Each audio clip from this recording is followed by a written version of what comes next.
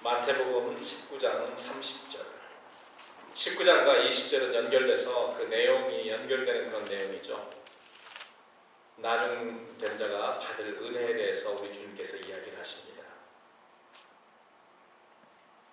19장 30절 찾으셨으면 우리 한 목소리로 같이 읽도록 하겠습니다. 다 같이 시작.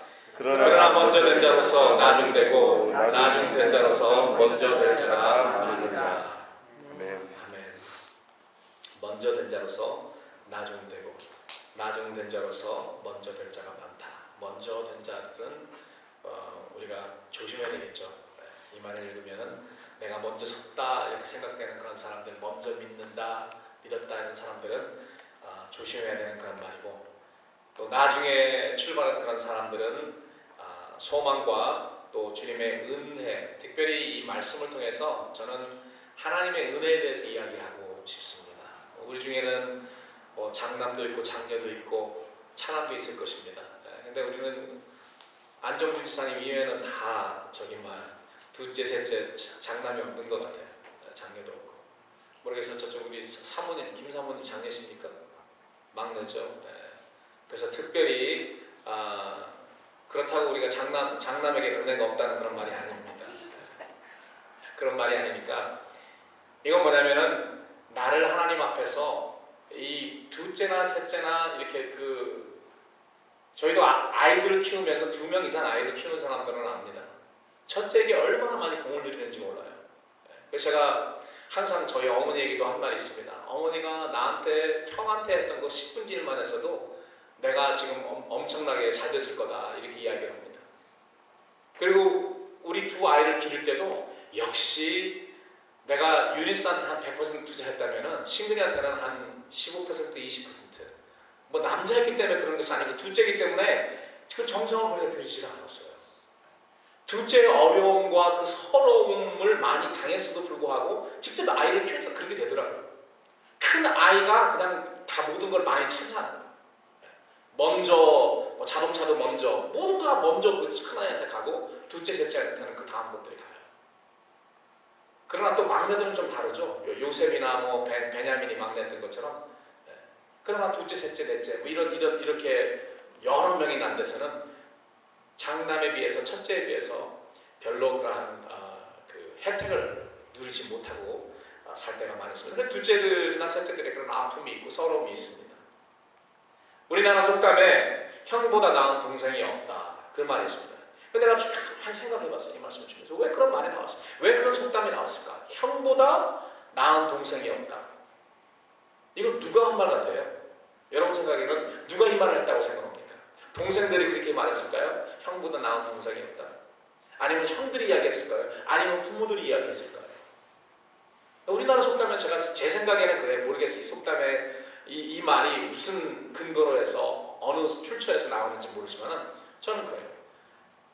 부모들이 당연히 우리나라에서는 옛날에 장남에게 모든 것을 다 투자하고 모든 것을 다 물려주잖아요. 그렇기 때문에 장남이 당연히 부모에게 잘하고 모시고 살고 그렇기 때문에 부모 입장에서 보면은 그래도 장남이 제일 나아. 장남이 모든 걸 다 가지고 있으니까. 그래서 나온 말이 아닌가. 형보다 동생이 부모 물려주고 돌려받는 그런 부모의 입장에서 이 말이 나왔을 것이다 라는 그런 생각을 합니다. 우리나라 속담에는 형보다 나은 동생이 없다는 그런 말이 있지만 성경은 그와는 정반대로 형보다 나은 동생이 별로 없어요. 보면은 동생들이 다 났습니다. 근데 그 이유가 있어요. 우리가 오늘 이 이유를 왜 그런가? 왜 성경에는 하나님의 둘째에 대해서 관심이 많고 왜 둘째는 하나님의 은혜를 받고 꼭 둘째는 아닌데 하여튼 그 두 비교해서요. 그리고 잘하는 사람 가인보다 아벨이 더 나은 사람이었습니다. 더 나은 제사를 드려서 그렇죠. 형 이스마엘보다 동생 이삭이 더 나은 그런 사람이었고요. 10명의 형보다 동생 요셉이 귀한 사람이었고 형 에서보다 야곱이 나은 사람이었고 또 신약에 와서 예수님께서 한 비유 중에 탕자 비유에서도 형보다 두 번째 동생 탕자가 더 나았습니다.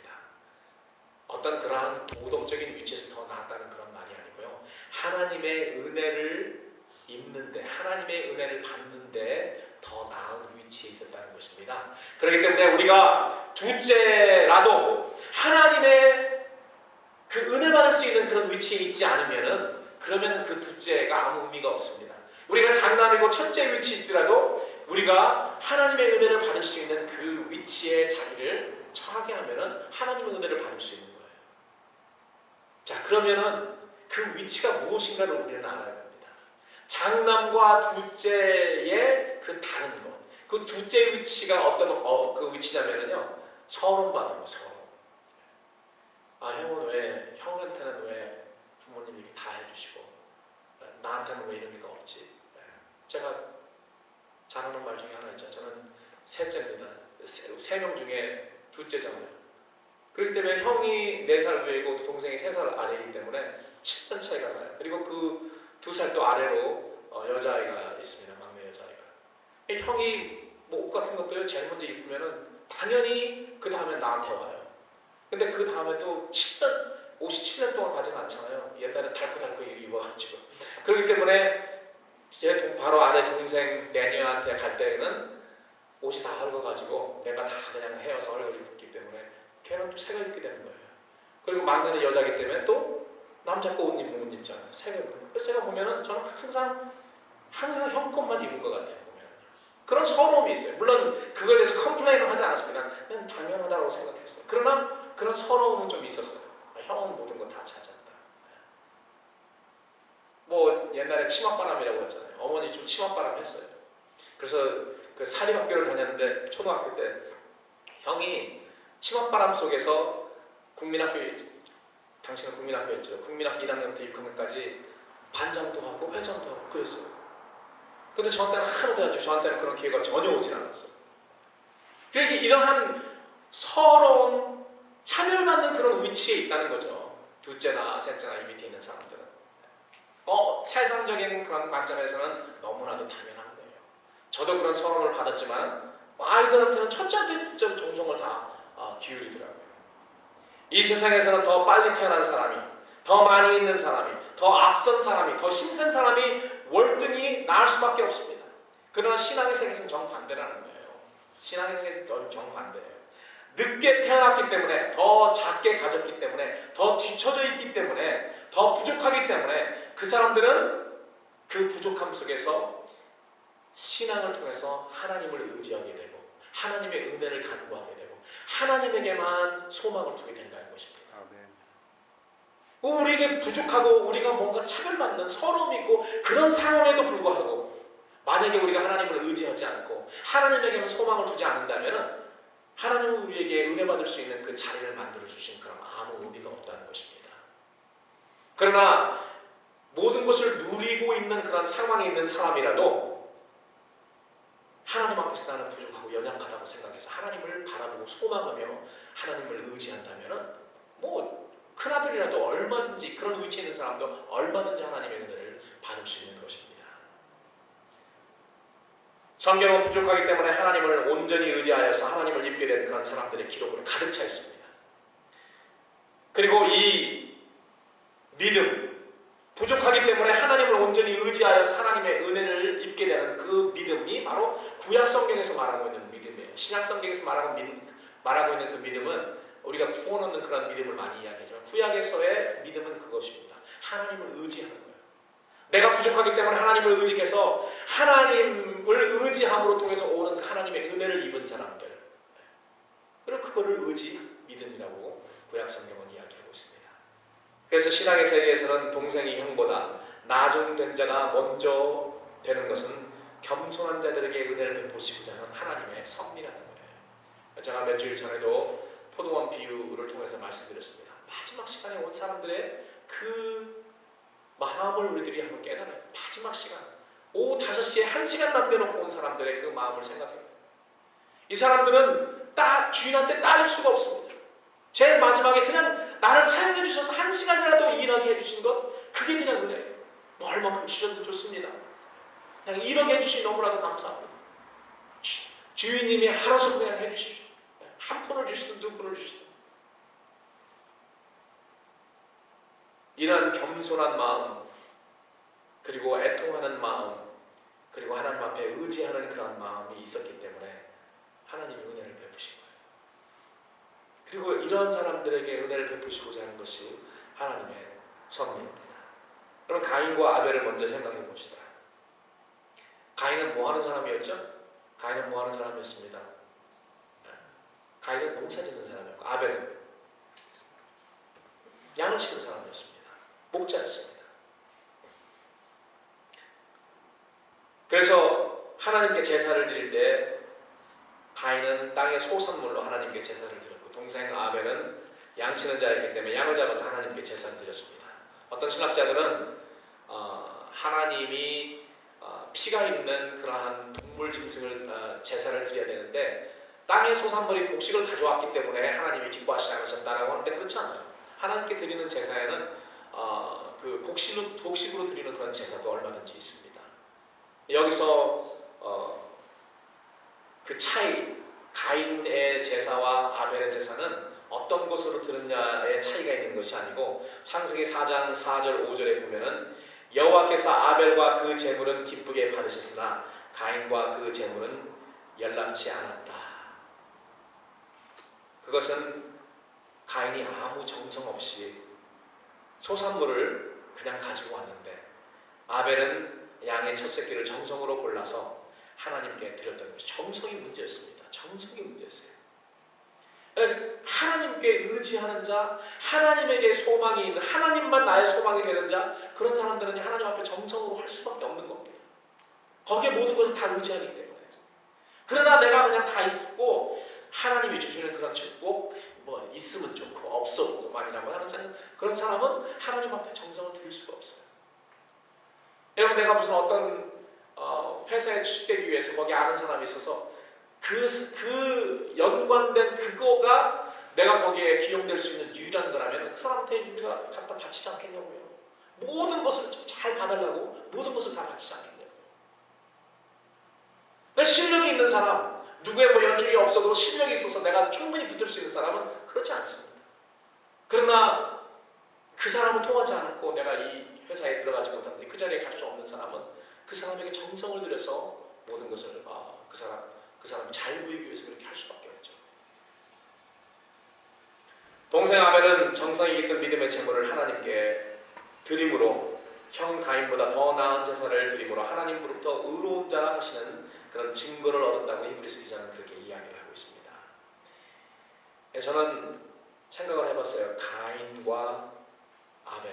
우리는 가인과 아벨하면 가인은 좀 못생기고 좀 이렇게 좀 험악하게 생기고 아벨은 순하게 생기고 그리고 엄마 말도 잘 듣고 뭐 이렇게 생각하고 싶지만 그렇지 않았어요.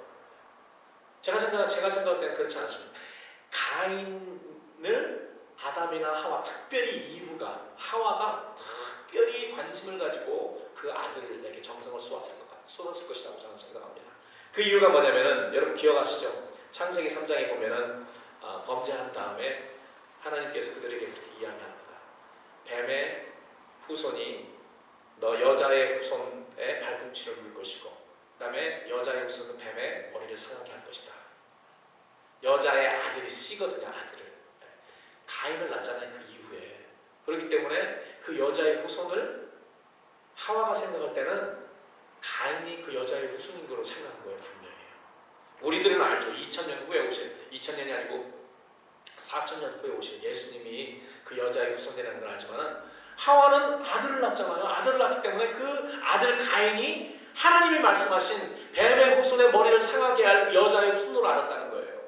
그래서 하와가 이 가인을 낳고 난 다음에 여호와로 인해서 내가 틈나하였다. 그래서 내가 하나님이 말씀하신 그 산의 아이, 그 아이를 얻었다 해서 가인이란 말이 얻었다는 말입니다. 그러면 얼마나 자기를 구원할 수 있는 그러한 여자의 후손이라고 생각해서 얼마나 어텐션, 얼마나 거기에 포커스하고 그 아이에게 정성을 들였겠냐고요. 근데 하나님은 가인이야. 이 가인은 첫 번째 살인자가 된 거죠.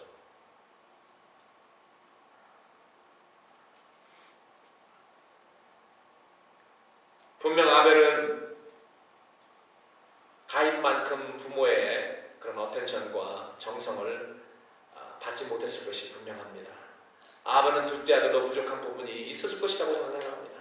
이 부족한 부분 때문에 아벨은 하나님 앞에 더 간절히 정성으로 재물을 드린 것이 아닌가, 저는 그렇게 생각을 합니다. 오늘 우리가 하나님께 재물을 드리거나 우리의 시간을 드리지만은 아무 정성 없이 종교의식이나 어떤 의무의 하나로, 내가 교회에서 직분이거니 의무의 하나로 만약에 한다면은 여러분, 그 우리가 드리는 예배와 드리는 물질과 이런 모든 것이 가인의 제사와 무엇이 다르겠습니까? 그저 주일날 교회 와서 성전에 마당이나 밟고 돌아간다면은 대체 하나님께 무엇이 드려질 수 있을까? 우리는 오늘 이 시간에 그러한 질문을 스스로에게 해봐야 된다고 저는 그렇게 믿습니다. 그런 예배를 하나님께서 연합하시겠는가? 하나님께서는 종교의식에서 나오는 형식적 재물을 기뻐하지 않는 것을 우리는 너무나도 잘 압니다. 하나님은 오히려 상한 심령을 좋아하세요. 그렇기 때문에 하나님 앞에 와서요, 나의 억울함 때문에, 나의 부족함 때문에, 그러한 서름 때문에라도 하나님 앞에 나와서요, 하나님 앞에 모든 것을 호소하고, 그리고 하나님 앞에 나의 심령을 드리는 것입니다. 그것을 하나님은 그 심령을 받으시는 것을 기뻐하세요.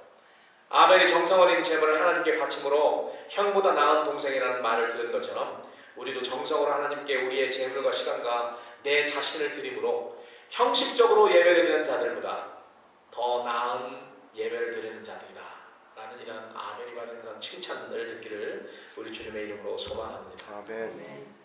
자, 두 번째 우리가 봐야 될 사람은 이스마엘보다 동생 이삭. 이스마엘과 이삭이 있는데 형 이스마엘과 동생 이삭이 나왔습니다. 물론 하나님의 약속에 따라서 낳은 그런 아들이기 때문에 이삭이 더 낫죠. 그러면 나중에 보면은 크기 때문에, 여러분 이삭이 태어나서 얼마 안 됐을 때예요. 이제 아이였을 때 이스마엘은요 10살이 넘은 그런 소년이었습니다. 그러니까 그렇지만 여러분, 둘째 아이가 태어나면은 큰 아이가 어떻게 합니까? 큰 아이가 어떻게 해요? 막 엄마 아빠 한 번인데 막 때리고 뒤집어먹고 그렇잖아요. 예. 성경에 보니까 이스마엘이 이삭에게 그랬어요. 그것을 발견하고 사라가 남편에게 그 여종 하갈과 그 아이를 쫓아보내라고 했죠. 근심 걱정을 많이 했습니다. 하나님에게 물어보니까 하나님이 네 부인 말대로 해라. 여러분, 부인 말대로 하면은요 복 받습니다. 이 가정이 잘 안 되는 거는 남편 말 안 들어서가 아니고 부인 말 안 들어서가, 성경적은 아니에요. 근데 성경에는 남편 말 잘 들으라고 하는데 보통 이렇게 보면은 부인 말, 이 신앙생활 잘하는 사람들 부인 말 남편이 잘 들어줘요. 그래서 에베소서에도 보면은요 서로 복종하며 살라고 이런 말이 나와 있습니다. 저번에 제가 신문을 보니까 100 몇 살 된 그런 부부, 80년 같이 산 부부가 있더라고요. 그러니까 두 명이 다 100살이 넘었어요. 그래서 이제 그 80년 그 결혼 기념을 이렇게 셀러브레이트 하면서 물어봤어요. 장수하는 비결이 뭡니까? 그랬더니 아내 말을 잘 듣는 거가 장수하는 비결이라고 했습니다. 여러분, 장수하고 싶으면 아내 말을 잘 들으시기 바랍니다. 아브라함도 사라 말을 들었습니다. 하나님의 아내 말을 들으라. 그래서 그 가정의 어려움이 해결이 됐죠. 가정의 어려움이 해결이 되고 이삭이 하나님의 약속을 받아서 태어난 그 이삭이 하나님의 그 선민의 조상의 족장의 그러한 계보에 들어가게 된 것입니다. 이삭이 형 이스마엘보다 더 나은 것처럼 하나님으로부터 육신의 생각으로 육신의 열매를 맺은 자들보다 더 낫다는 그러한 증거를 얻으시기를 주님의 이름으로 다시 한번 축원합니다. 오늘 더 자세하게 봐야 될 사람은 야곱입니다. 형 에서보다 동생 야곱이 나왔습니다. 오늘 이 말씀 속에서 저는 어떻게 하나님의 은혜를 받을 수 있는지, 우리가 어떤 상황에 들어가야지 우리가 필요한 하나님의 은혜를 받을 수 있는지 생각해 보기를 원합니다. 이삭의 두 아들 에서와 야곱은 엄마 뱃속에서부터 서로 먼저 나오겠다고 다툰 사람들입니다. 여러분 잘 아시죠? 형 에서의 발꿈치를 잡고 나온 야곱은 형보다 순간적으로 더 늦게 나왔어요. 그래서 장자의 복을 받지 못하는 너무 안타까운 그러한 상황이 되었습니다. 발꿈치를 잡고 나왔기 때문에 그 이름이 발꿈치다라는 그런 이름이 있어요. 발꿈치를 잡고 나왔다. 너무 억울하기 때문에 다 뭐 5분 늦게 나오고 10분 늦게 나오는 것 때문에 그냥 형은 모든 것을 다 받는 거예요. 장자의 그런 대접을 받고 또 장자의 축복을 받고 모든 정성이 형에게 다 들어갑니다. 이것을 본 야곱은 그래서 나름대로 인간적인 수단과 방법을 통해서 하나님의 복을 받으려고 힘썼습니다. 동생 야곱이 형 에서보다 더 나은 부분은 그의 인간성이나 도덕성이 절대 아니었어요. 내 생각에는 도덕성과 인간성은 에서가 더 남성스럽고 더 사내답고 이런 거가 더 많았을 것이 분명합니다. 인간적으로 볼 때 야곱은 에서보다 단점이 더 많은 사람이었어요. 교활한 사람이었습니다. 오죽하면 그 이름이 교활하다는 야곱입니다. 야곱이라는 말이 그 커닝이다, 교활하다는 그런 말이에요. 어떻게 아들 이름을 지었는데 교활하다고 지는지 모르겠어요. 이름대로 되는 것부터 이름대로. 여러분 이름을 잘 지어야 되겠다 이런 생각을 합니다. 그런데 동생 야곱이 형 에서보다 더 나았던 그런 부분이 있는데 그 부분은 바로 야곱의 축복관이었습니다. 그가 하나님의 축복을 그렇게 갈망하고 소원할 때 하나님께서는 그를 축복했을 뿐만이 아니고요, 그의 많은 결정도 하나님께서 덮어주셨어요. 그의 생애는 어떻게든 하나님의 축복을 받겠다는 그런 투쟁의 삶이었습니다. 내가 어떻게 하면 하나님의 축복을 받을까? 내가 형이 받을 수 있는, 형은 그냥 무슨 일을 해서 그런 것이 아니고 그냥 장자로 태어났기 때문에 자연히 자기 아버지를 통해서 하나님의 축복을 받게 된다는 것이죠. 너무 억울하잖아요. 그리고 그 하나님의 선민의 그 족장으로 되는 그런 계보, 그거에 대해서 아브라함에게도 들었고 또 이삭에게도 들었습니다. 그래서 그걸 너무 귀하게 생각했는데 단 몇 분 차이로 억울하게 받지 못하니까 야곱은 인간적인 방법을, 교활한 방법을 통해서 하나님의 축복을 받으려고 노력했던 거예요. 오죽하면 야복강가에서 자기 환도뼈가 부러졌음에도 불구하고 하나님의 사자와 더불어 씨름하였겠습니까? 반면에 에서는 어땠습니까? 여러분 히브리서 보니까 에서는 단 한 번도 하나님의 축복이 무엇인지 모르고 살았던 그런 사람이에요. 하나님의 축복은 축복이고 나는 나다. 하나님의 축복은 있어도 그만 없어도 그만. 내가 똑똑하고 건강해야지 이 세상에서 잘 살 수 있다. 하나님의 축복은 그렇게 나에게 필요하지 않다라고 생각하며 살았던 것이 분명합니다. 여러분 그래서 하나님의 축복, 우리는 이거를 하나님의 은혜라고 하죠. 이 하나님의 은혜에 대해서 우리가 얼만큼 갈망하는가에 따라서 우리가 하나님의 축복을 받을 그 위치에 들어갈 수도 있고 들어가지 않을 위치에 그 위치에 있을 수 있다는 것입니다. 히브리서 기자는 히브리서 12장에서 한 그릇 붉은 죽을 먹기 위해서 장자의 명분을 팔았던 에서를 망령된 자라고 말하고 있습니다. 후에 에서는 축복을 기업으로 받으려고 눈물을 흘리며 구하되 버림바가 되어서 회개할 기회를 얻지 못하였다고 기록되어 있는 것입니다. 여러분 우리가 왜 창세기에 이런 말씀이 쓰였는지 알아야 됩니다. 예수님도 이 말씀을 많이 하셨습니다. 에서는 그 축복받을 기업을 당연히 받을 수 있었는데도 불구하고 그것을 무시했기 때문에 축복받지는 못했습니다. 하나님의 은혜를 받지 못했어요. 그렇기 때문에 나중에 눈물을 흘리면서 구원받았죠. 예수님이 보면은 예수님이 하신 말씀, 천국 비유의 말씀을 보면은요, 거기에 울면서 통곡하는 사람들이 많이 나옵니다. 주인 문 열어주세요. 울면서 통곡하는 사람들 있잖아요. 나는 너를 모른다. 주님이 그렇게 말씀하십니다. 그리고 어두운 데로 쫓겨 이를 갈며 통곡하는 그런 일들에 대해서 우리 주님께서 많이 말씀하셨습니다. 에서는 그런 사람의 모델이 되는 거예요.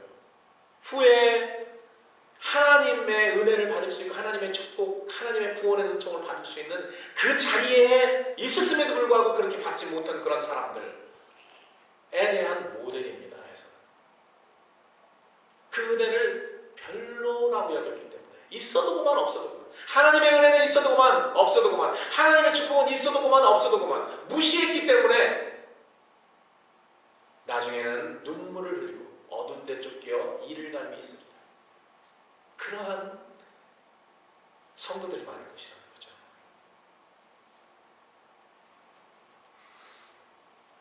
또 한 가지 동생 야곱이 형 에서보다 나았던 부분은 야곱의 신앙관이었습니다. 형 에서는 성경에 하나님을 찾은 일이 없었어요. 아내를 맞이할 때도 하나님을 알지 못하는 그러한 이방 여자들을 취해서, 그래서 부모의 이삭의 근심거리가 되었었습니다. 아브라함의 장손이요 이삭의 장자니 여러분 얼마나 훌륭한 믿음의 집안에서 태어난 것입니까? 지금 소위 말해서 신앙의 가정에서 태어난 사람입니다. 에서가. 그리고 그 믿음의 대를 이어서 족장의 그 믿음의 족장의 대를 이을 그런 사람인데, 그런데 에서는 자기 마음대로 가서요 이방 여인을 그냥 구해와요.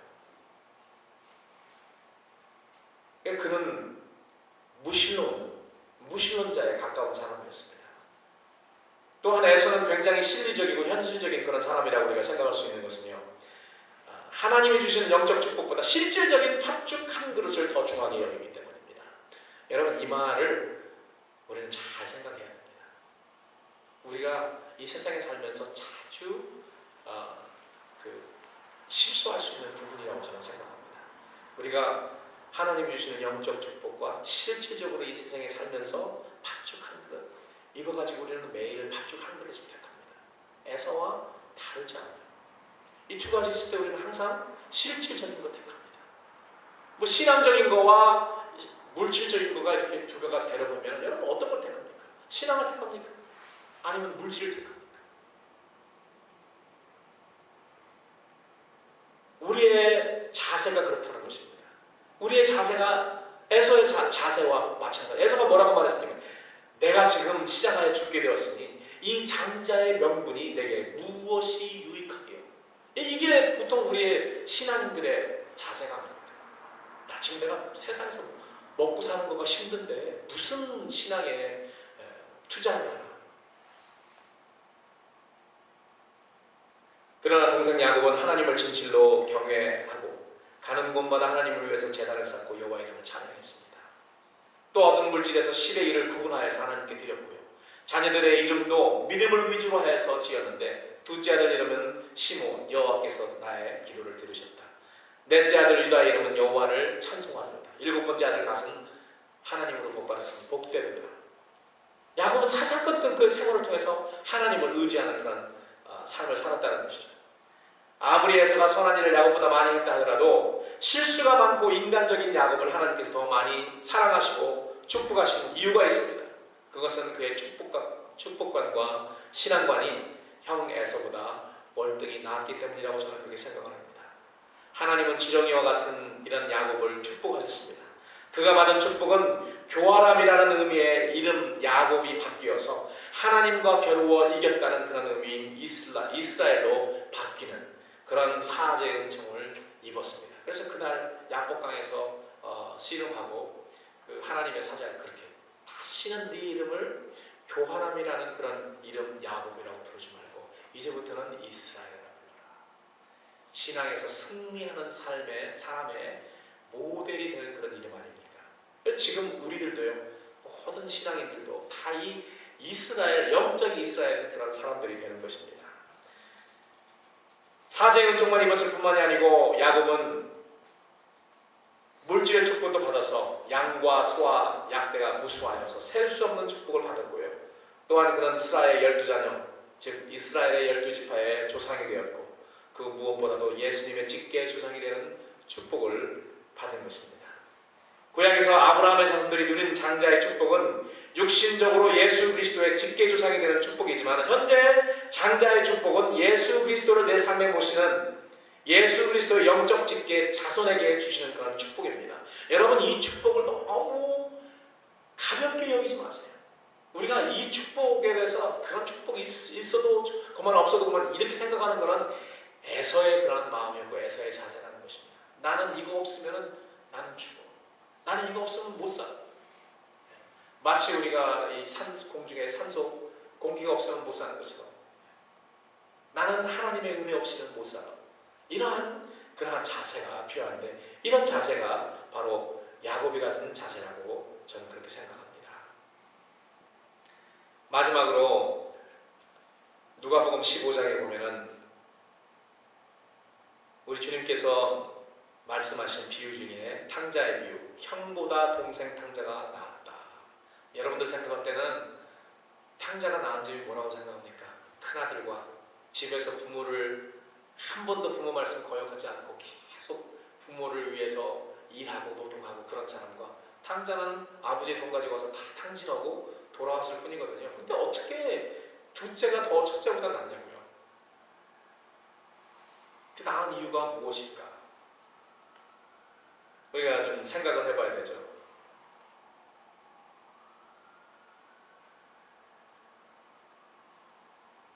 탕자가 그 형보다 나은 위치는 뭐냐면 아버지의 은혜를 받을 수 있는 그런 위치에 들어갔기 때문에 그렇습니다. 나의 부족함, 나의 연약함, 나의 추악함을 깨닫고 야, 내가 여기서 굶어 죽는구나. 우리 아버지 집에는 덕분이 많은데 내가 가면 아버지가 받아주실 것이라는 그런 생각으로 그리고 아버지에게 가는 거예요. 여러분 이거는 내 생각에는 그 아들도 자존심이 있었을 거라고 생각해요. 그래서 오랜 동안 아버지에게 갈 생각을 못하고요. 나름대로 어떻게 살아보려고 돼지 쥐엿 먹으면서 그 돼지 치우는 그러한 일도 해봤어요. 내가 쪽팔리게 세상 말로 어떻게 이런 생각으로 아버지에게 갈 수 있는가. 그런 생각으로 해볼 때는 했는데 이제는 안 되는 거예요. 그렇기 때문에 그런 체면과 그런 모든 것을 다 내려놓습니다. 그 모든 것을 다 내려놓고 이제 아버지에게 갑니다. 가더라도 아버지는 나를 꾸중하지 않으시고 나를 봐주실 거예요. 여러분 우리가 이러한 자세를 이 탕자와 같은 그러한 자존심을 다 버리고 겸손한 마음으로 겸손한 옷을 입고 우리가 아버지 앞에 나가는 거예요. 그게 바로 은혜 받을 수 있는 그런 위치입니다. 그래서 오늘 제가 나중된 자가 받을 은혜라고 했는데 나중된 자는 여러분 겸손합니다. 겸손해요. 있는 거가 없으니까. 내가 가지고 있는 것이 없고 받은 것도 없기 때문에 겸손합니다. 그래서 그 겸손한 그 마음대로 주님 앞에 나가는 것입니다. 주님 나는 주님 없으면 못 살아요. 난 주님이 도와주셔야 돼요. 이 위치에 자기를 어떤 때는 하나님이 그 위치를 만들어 주시기도 하고요. 우리 또 스스로 그런 위치에 들어가기도 합니다. 여러분 우리 스스로 이런 겸손한 위치에 들어가야죠. 하나님이 우리가 겸손한 위치에 들어가게 기다리지 마세요. 그건 우리에게 어려움이 닥치는 거잖아요. 우리에게 건강이 악화가 되고 우리의 그러한 모든 직장과 사업체가 망하게 되고 그러므로도 하나님이 겸손한 위치에 들어갈 수 있도록 해주십니다. 그러나 지혜스러운 사람은요 그 전에 하나님 앞에 겸손해야 된다는 거죠. 이런 일들이 있을 때 병바가 오기 전에 또 사업체가 다 망가지기 전에 자녀들이 다 이상하게 되기 전에 그 전에 우리는 미리 하나님 앞에 겸손해야 되는 것입니다. 사랑하는 성도 여러분, 성경에는 형보다 동생들이 더 나은 이유가 분명히 있습니다. 동생들은 일반적으로 형들에 비해 힘도 없고요. 부모님으로부터 물려받은 것도 없으며 또한 스스로 자기의 부족을 잘 알고 어렸을 적부터 부모에게 의지하며 살았기 때문에 그들은 하나님 앞에서도 자기 자신들의 부족을 시인하고 하나님을 의뢰하는 것이 naturally, 속성상 쉽다는 것입니다. 속성상. 이 말은 결국 큰아들이나 형들이 속성상 하나님을 의뢰하지 못한다는 그런 말은 아닙니다. 부족한 상황에 처해 있는 사람들이 그 속성상 하나님을 더 의지하고 의뢰하기 쉽다는 그런 말이죠. 그렇기 때문에 우리가 신앙 생활을 할 때 여러분 이렇게 하셔야 돼요. 내게 어려움이 오면은요, 내게 어떤 어려움이 오더라도 어려움이 오면은 하나님이 나를 겸손하게 만들어서 은혜 주시기 위해서 그렇다는 것입니다. 저는 성도들이 당하는 그런 어려움, 물론 어려움도 여러 가지가 있습니다만 거의 모든 그런 어려움이 그거 같아요. 어떤 경우는 우리가 하나님 나라에 동참하기 위해서 내가 아무 잘못이 없는 그런 잘못이 없는데도 불구하고 고통받는 것이 있습니다. 그런 고통은 10분지 1도 안 된다고 생각해요. 여러분 야곱이 겪은 그 고난과 요셉이 겪은 그 고난은 똑같은 고난이 아닙니다. 요셉은 잘못한 것 없는데 자기 형들과 자기의 가족의 모든 그런 잘못을 뒤집어 쓰고 겪은 그런 고난이기 때문에 구속사적인 그런 입장에서 볼 때 예수님이 입으신 그런 고난입니다. 그러나 야곱이 받은 고난은 뭐라고 생각하세요? 야곱은요 자기가 잘못했기 때문에 받은 그런 고난이에요. 거의 다. 자기가 교환하게 아버지 속이고 형 속였기 때문에 막 그런 고생하면서 삼촌집에 갔잖아요. 거기서도 교환하게 20년간 다 삼촌 거 다 하고 딸 2명 다 데리고 모든 거 다 데리고 도망갔잖아요. 그렇기 때문에 나중에 다 쫓아와서 죽음 당할. 그리고 나중에 또 야곱강에서 형이 400명 군사를 이끌고 와서 이런 모든 것들이 보면은 야곱의 고난은 거의 자기 잘못 때문에 인간적인 생각으로 사람 머리 굴려서 그렇게 했기 때문에 당한 그런 고난입니다. 그래서 저는 그렇게 생각해요. 야곱이 받은 고난은 그 고난을 통해서 야곱은 성화된 것입니다. 그래서 그걸 통해서 겸손하게 되고 깨어지고 그래서요 성화된 거예요. 거룩하게 된 것입니다. 그러나 요셉의 고난은 그렇지 않습니다. 요셉은 부모의, 가정의, 형제들의 그런 모든 죄와 죄악을 짊어지고 했기 때문에요. 요셉의 고난은 그 고난을 통해서 영화스럽게 된 거죠. 영화입니다. 하나는 성화의 그런 축복이었고 하나는 영화롭게 된 것. 그래서 나중에 국무총리가 되는 그런 영화로운 것을 하나님께서 주신 것은 그러한 고난을 받는 것, 예수님을 위해서 하나님 나라를 위해서 내가 아무 잘못이 없으나 고난받고 핍박받는 그런 사람들에게는 영광스러운 그런 것이 있다는 것을 요셉을 통해서 알려주신 거고요.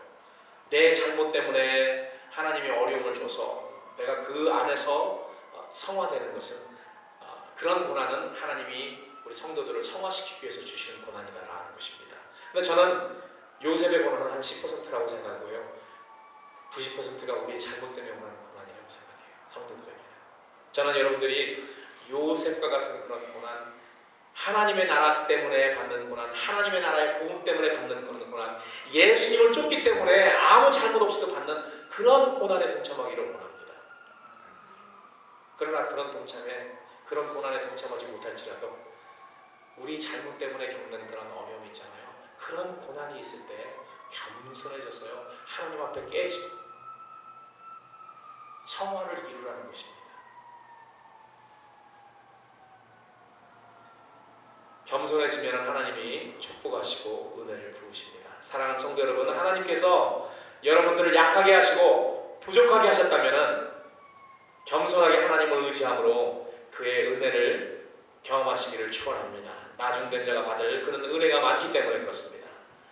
오늘 우리가 읽은 그 말씀, 그러나 먼저 된 자로서 나중되고 나중된 자로서 먼저 될 자가 많으니라. 여러분, 우리가 나중된 자의 그러한 서러움, 그러한 연약함, 그러한 자세를 하나님 앞에서 늘 가짐으로 우리 주님께서 베푸시는 축복과 은혜를 경험하시는 여러분들이 되시길 우리 주님의 이름으로 축복합니다. 아멘. 기도하겠습니다.